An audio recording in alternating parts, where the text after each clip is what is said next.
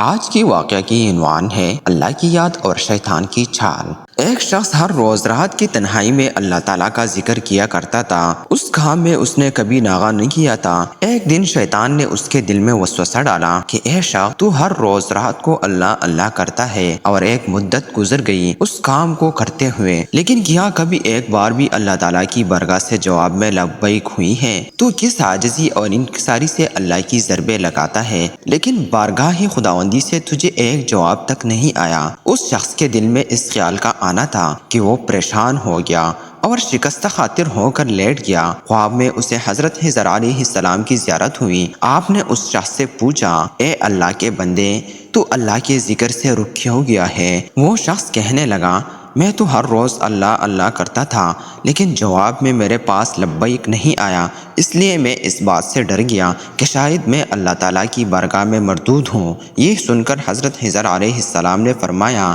اے شخص، اللہ پاک نے مجھ سے فرمایا کہ جا میرے اس بندے سے کہہ دو کہ تیرا اللہ اللہ کہنا میرے ہی کرم کی وجہ سے ہے۔ کیا میں نے تجھے اپنے کام میں نہیں لگا رکھا ہے؟ تیری طلب دھڑپ کی مجھے سب پتہ ہے۔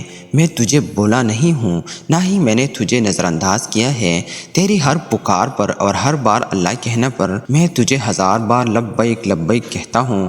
تجھے یہ سوچ، یہ عمل، یہ طلب میں نے ہی دی ہے، اور میں نے ہی تجھے اس کام پر لگایا ہے، اور اصل میں تجھ سے زیادہ مجھے ہی تیرا اشتیاق و شوق ہے۔ اس شخص نے یہ خواب دیکھا تو ہڑبڑا کر اٹھ بیٹھا اور فوراً صدقے دل سے توبہ طائب ہوا، اور پھر دوبارہ اللہ تعالیٰ کے ذکر میں مشغول ہو گیا۔